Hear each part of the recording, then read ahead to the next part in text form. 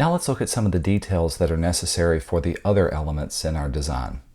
First off, let's have a look at the text and see where we can place everything. I've turned on visibility for my text layers, so let's use our Move tool and see where we can place everything.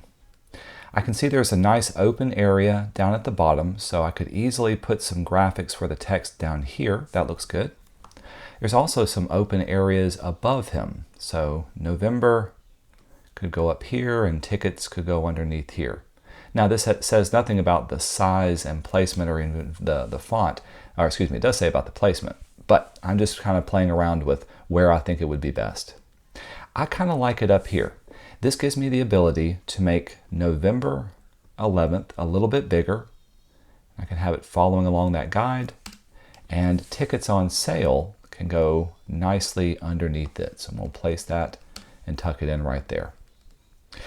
To make things balanced, since I have something kind of in this top right corner, this bottom left corner gives me the ability to put my logos down here. Hey, they're already in place. All I have to do is to make them an appropriate size. So I'm going to zoom down to them, select each one. Oops, there we go. Oop. If it's hard to select things, in this case my Gameday is kind of on top of it, you could go to your two layers and let's just pull them on top of everything. Now that those layers are on top, they're the first thing that Photoshop wants to select. I'm going to make them a little bit smaller. I don't want one to be bigger than the other. I just want to give it a little bit of space between the two so I can see which two are playing. Finally, I'm going to put the verses between it. So I'm going to grab my type tool and type out VS. This isn't required, but it does indicate that they are playing against each other. Maybe I'll make that a little bit bigger, so that looks good. Let's zoom out, Command 0. This is looking pretty good. It's got a good balance between everything, but now I need to kind of refine the look and feel of everything. Once we've got this cake base built, now we can start decorating it. One of the first things I like to do is to see what I can put in the background to make everything stand out a bit more. To easily see my background, I'm going to go over to my layers and just turn off visibility for everything, and I'm going to select my background layer. I've given you a graphic of a stadium court, and this could easily be one of the background images we could use. So with it selected, I'm going to bring it into Photoshop. Of course, it's too big for this area, but that's okay. I'm simply going to scale it up till it fills out my entire area. And maybe I'll bring it over so I can see the court, the basketball goal in the background. Now when I turn on visibility for my other layers, okay, this is starting to give me a better idea of what it would look like. I feel like he's kind of floating in midair, so I'm going to maybe make this a little bit bigger to make it at least seem like he's standing on a court and get the graphics to show up with this. Because it's a dark background and he's a dark image, they kind of blend together already pretty good. If I really wanted this background to stand out, now I don't want it to be too graphic intense, or in other words, I don't want the visuals behind him to interact or to take away from his picture. I could double up this picture, so I want to make a duplicate of it. Right click, choose duplicate layer. Because I've got a copy of the layer on top of the other one, I can play around with the blending modes. So changing this blending mode to multiply darkens it and keeps him lighter in front. Color burn and all these do a similar thing. Lighten does the opposite effect. Now, some of these are the type of things you may want to play around with. I think hard light is giving me a really good view. Of course, difference in some of these give you some funky things. So for mine, I'm going to set mine to be hard light so that those two are blending together and that background is nice and really popping. Now to make him stand out a little bit more, I'm going to turn off my guidelines for now that everything's placed. To make him stand out, let's choose his graphic. And I want to use one of these adjustment layers to brighten him up just a bit. Because he was photographed in a dark area, we need to brighten him up. So with that layer selected, I'm going to go to my adjustments layer. The kind of adjustment you use really depends on your preference. I like the levels adjustment. Remember, this is going to add a layer that's on top of it. And I'm going to choose to make this a clipping mask at the bottom of the Properties panel so that it only affects this layer. Now I can play around with the histogram sliders to lighten him up. And if I go too far, just simply kind of knock it back some. And I think he's showing up much, much better now. At any time, you can see before and after by turning on and off visibility for that levels adjustment. With this done, let's make the text stand out a little bit better. I'm going to zoom into the text up here at the top, choose November 11th. Of course, it's a little bit dark, so I'm going to make this maybe a little bit lighter. That shows up pretty good with the white. However, with the light behind it, I think we can do it a little bit better. One thing I can add if there's a light and a dark spot is simply a drop shadow. So with the layer selected, I can go down to my layer effects and let's add a drop shadow to that layer. I've got preview turned on and I'm going to play around with the settings for this until my drop shadow starts to appear. I want to be able to read it without having the drop shadow be too overwhelming. So something about like this I think gives it just enough contrast to really make everything stand out. We'll say OK to this. Same thing for tickets on sale now. With that layer selected, I can change its color. White looks pretty good. If I wanted to differentiate the two, I could even change the color of it to be something a little more not white. So something in this range, or I could pick up on some of the colors that are present in his jersey. It looks like blue and white or gray are a major portion of it. So I could change it to something like this. It doesn't have to be the same exact kind of blue. This just gets me something in the ballpark. Hey, to further refine the text, some other things you can do. I'm going to grab my type tool.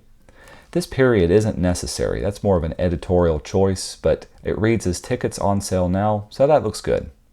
I'm going to make that spread out just a bit more, and I'm going to change the size of it to be matching the November the 12th at the top. Maybe scooch this over so that it's nice and centered. I think Gameday tickets, the website, can be brought inward a bit. So I'm going to highlight that and go over to my leading. I'm going to bring my leading up until it's just below that. Now it feels like those two are together and it's definitely separated from the date that's up there.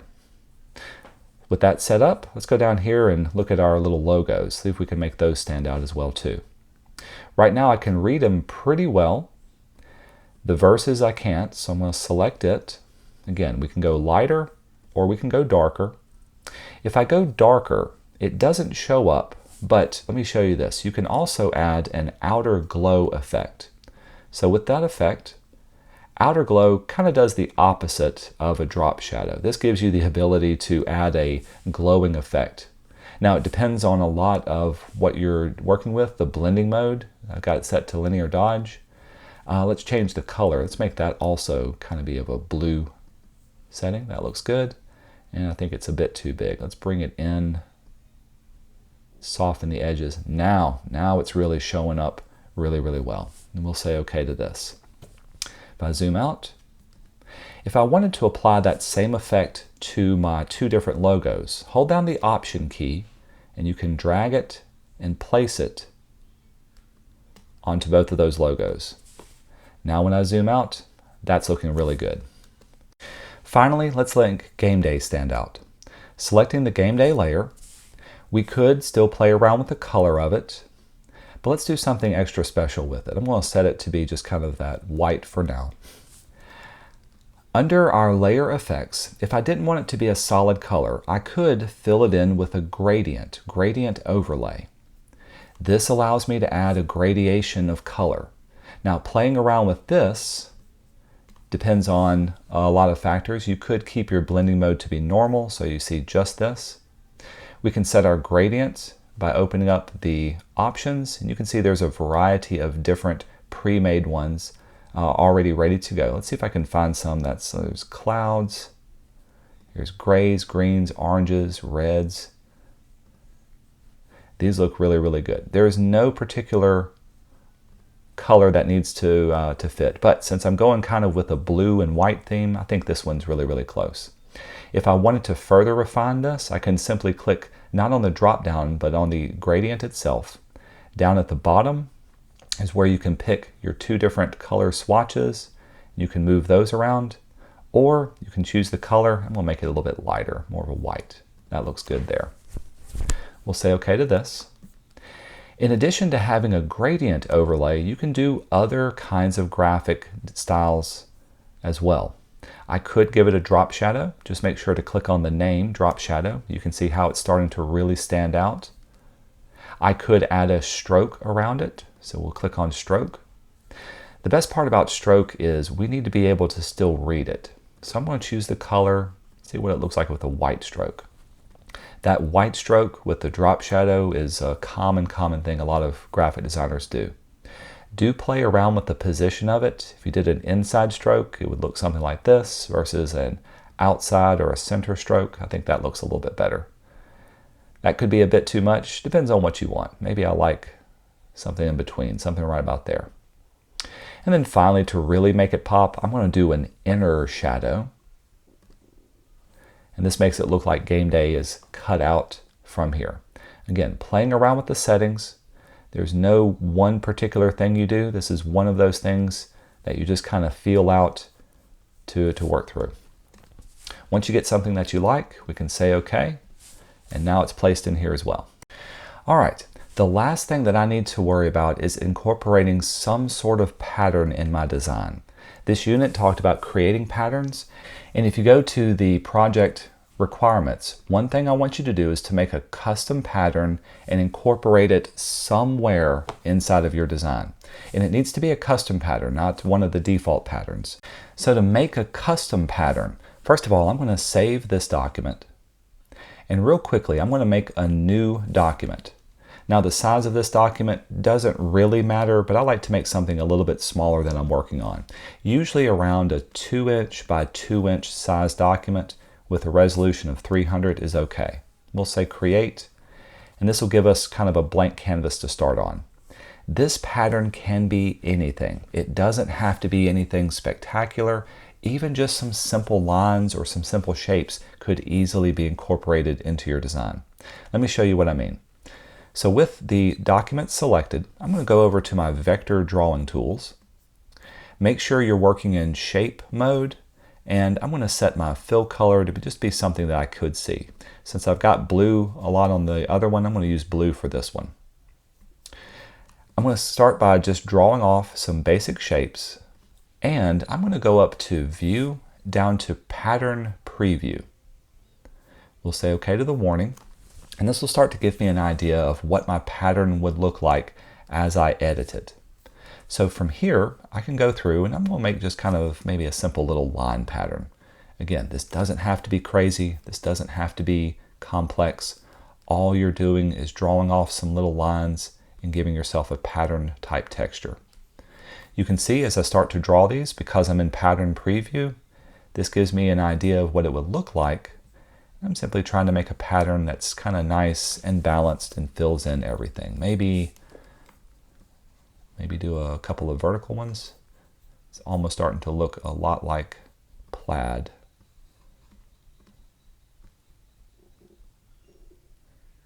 Yeah, maybe something like this. Once you've got your pattern that you like, I'm going to turn off my background layer. Turning off the background allows this to have transparency in the back. Go up to Edit, down to Define Pattern. I'm going to call this Blue Lines and say OK.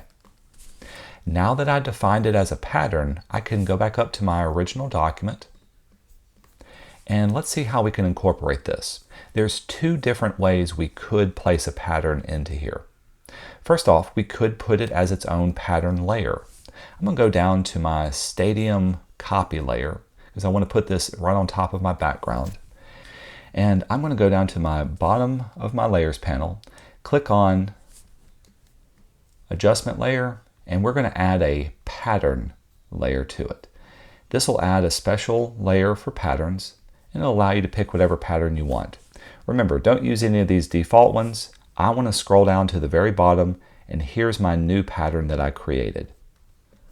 Finally, we'll say OK to this. Oops, excuse me, not OK. We'll double click on it because I want to be able to scale this down and see what it looks like. It's pretty cool. I could even change the direction that it's going. That's really cool as well too. And we'll say OK to that. This, of course, doesn't look very good and readable, so let's change its blending mode. I could drop the opacity of it down. That'll knock it back some, still keeping that texture. Or I could change the blending mode to something that is a little bit more appropriate and incorporating in the background here. Let's see here. So there's lighter color, linear overlay. There's that hard light again. This again is one of those things you simply have to play around with until you get what you like. I kind of like difference. I like how it's changing the color up here and down here as well too. So that's one way you can incorporate a pattern into your design. If you don't like that, another thing you could do is I've got this Gameday graphic layer. I'm going to add on one more effect. I'm going to double click on it, and you can actually do a pattern overlay. Now when you turn this on, notice that pattern overlay is below your gradient. That means my gradient is actually covering it up. In order to see my pattern, I could either turn off the gradient overlay, or I could set my blending mode in gradient overlay to be something like multiply. This allows it to show up and blend in with what's below it. So even these layer effects can have stackable layering results. You can't really change the stacking order of these though. So with that selected, I've got pattern inside of my text, or I could have a pattern for the background. I kind of like it inside of the text, and so I'm going to incorporate that. The other thing I could do to the background to really make things stand out is maybe incorporate some textures or incorporate some other stuff. I could cut out my basketball and have that somehow incorporated to it. I think at this stage, maybe not. Let's have a look at some of the textures that I gave to you. These textures are simply interesting ways of adding some basic little interest to your background design. Hey, I kind of like this great design simply because it has a basketball type look and feel. When I pull this into my document, we'll scale it all the way up. This layer is on top of everything. So in my layers panel, I'm going to bring it down below my basketball player. And let's play around with the blending modes for it. There's multiply, there's screen or overlay, there's lighter color. Vivid light's giving me some nice results up here. Maybe if it's a little bit too much, oops, excuse me, let's zoom back out. If it's a little bit too much, I can drop the opacity down and knock it back. Now I can still see the texture just a bit, and it's making him pop out. Again, this is one of those things, playing around with the mode that you're working on gives you results. I kind of like divide, but also playing around with the opacity of it. If it's just too much, drop the opacity down. Looks like divide is giving me a really cool kind of effect with the basketball and my graphic. All right, with this done, I've got everything necessary for this. I've got my graphic and my picture of him standing out really nice. I've got my text nice and readable along with my logos, and I've incorporated a pattern. You don't have to do a layer effect for everything, and you don't always have to do a blending mode or even incorporating textures. This is just one way of adding interest to your design. Now you need to repeat this process for the other different graphics. Have a look at my examples to get an idea of what I've done. In this one, you can see how I've placed the logos and text up here at the top. It's balanced because I've got a good center line here and things are on both sides. In this case, I used all three of the graphics of the player. She's both in front of and behind the Gameday graphic. You can see how I curved a Gameday graphic using that warp, and check out the background. It's the stadium, but I used that little paintbrush texture. For this one, same thing. Check out how I used the pattern for this one. All I did was use a simple rectangle, and I filled the rectangle in with that pattern. Additionally, I use the smoke in the background as a texture, and there's that basketball texture as well too. I used this image and kept them nice and big, and in this case I put the text for the date nice and centered above Gameday graphics. For the football player, in this case I've got him on one side and Gameday on the other. This gave me a nice line to line up everything in the center here, kind of actually off center a bit. Even though the text is off center, it's still balanced. He's a big picture and there's a lot of text on both sides. Again, the text is nice and readable. I used appropriate drop shadows as well as some the appropriate colors. For the background, check out the pattern that I have. I took this logo and I made a pattern out of the logo, simply scaling it up and down. Additionally, I added the texture of the football inside of the text. In order to do that, we created a clipping mask of the ball itself. Hey, if you wanted to do that with your Gameday graphic here, let me quickly show you how to do this.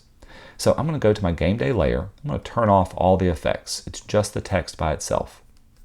Then let's put that basketball into here. I'm not saying you have to do this, but if you place the basketball directly above your text layer, so check this out. I've got my basketball and I've got Gameday down below. With the basketball selected, I can go up to my layer options and tell it to create a clipping mask. Oh, there it is here, create clipping mask. This is going to put the basketball inside of those letters. It's its own layer, and I can move it around and scale it to be however necessary. That looks good. Then, in order to make things stand out, I can start turning on all of my layer effects. So I can still do drop shadows and strokes, inner shadows, whatever is necessary to make things show up. So that's one other thing you can do to add some texture, but it's not required for this one. I kind of like the look and feel of that design. Going back to my examples, so you can see the pattern and all the little textures that are behind him that could easily be incorporated for your designs.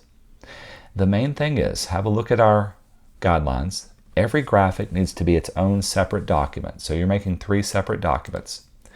In the next video, I'm going to show you how to save your documents so that you get both a Photoshop and a JPEG option.